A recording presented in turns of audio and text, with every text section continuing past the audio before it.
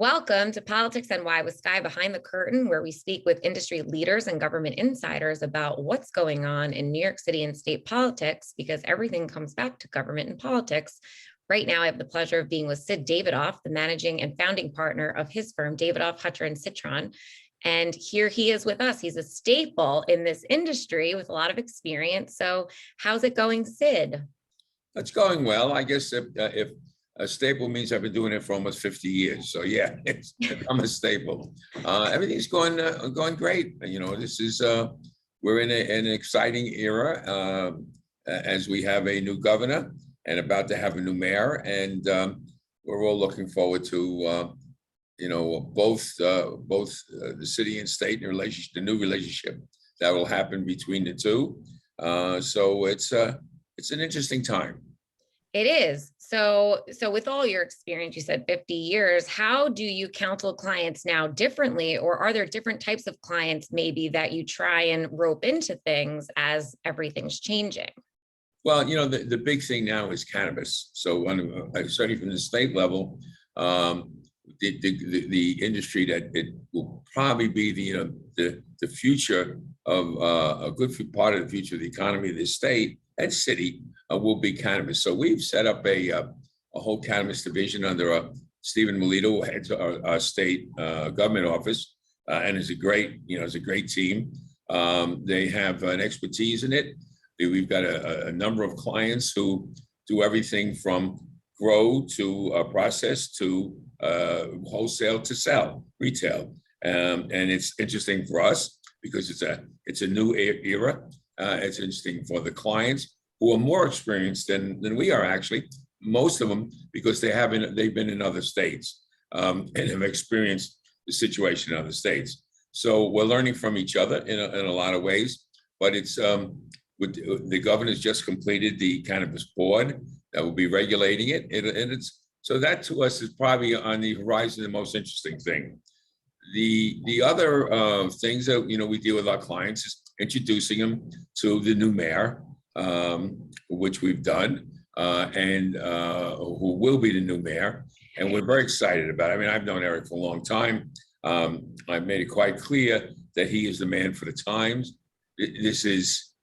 City is looking for the leadership that he has, the unique experience. I mean, it's rare that, maybe go to Bloomberg in terms of financial, but it's rare that a mayor can come in, excuse me, at a time with the particular experience that the city needs at this moment, and that's his police experience. Right.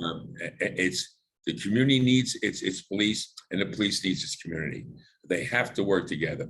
And if anybody alive today could bring them together, it's Eric Adams. So we're very excited about his becoming mayor and what he can do for the city. Right. And historically, the relationship that everyone knew, the notoriously bad relationship between Cuomo and de Blasio, we won't see that now moving forward. So maybe will we be able to get more things done as a city and a state? I have no doubt. I go back to John Lindsay, and John Lindsay and Nelson Rockefeller were as difficult to deal with as a twosome, as you can imagine. And every governor and mayor that you can think of in the city and state has had a similar problem. Certainly, it was magnified by Andrew Cuomo and Bill de Blasio, two friends who I've always said, as they talk to me about the other, I just refuse to talk to them about the other because they're impossible. But Kathy Hochul will be a great partner, I think, with Eric Adams. They both need each other. They both realize it.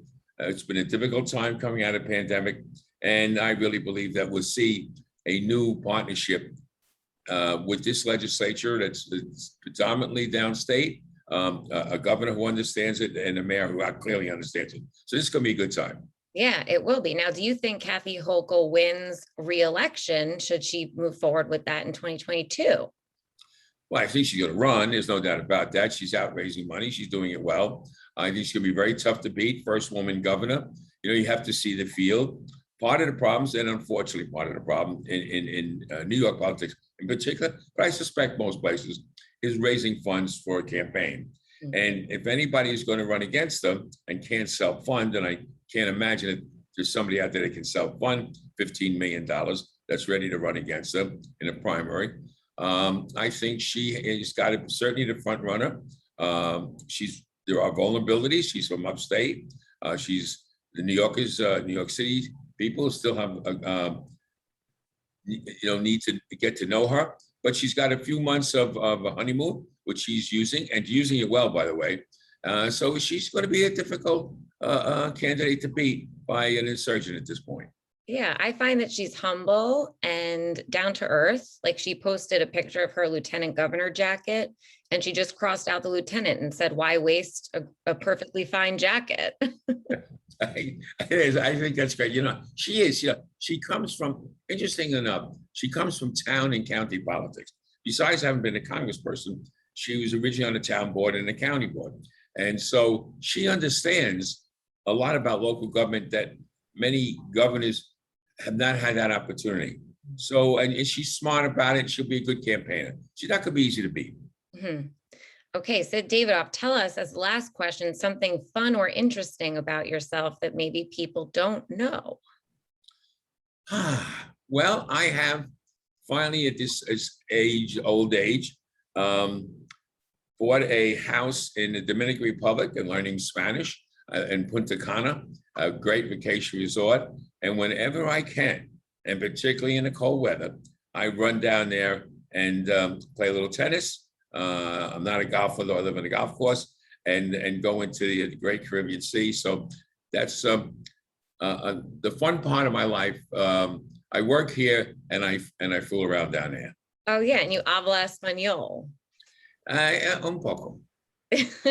Wait, will you be at Somos in Puerto Rico this year? Unfortunately, it comes at, I have a tennis group, that's been going on now, just men. No women have ever been on it. It's our 35th year of twice a year going to 4 or 5 days to some resort and playing tennis. And it's the same time as Somos, and it's in Florida, so I can't make it. Okay, well, miss you at My Somos. office will be there, well represented. Okay. Sid Davidoff from Davidoff, Hutcher, and Citron, thank you so much for your time here on PoliticsNY with Skye Behind the Curtain, and we'll see you out there. Nice to see you, Skye.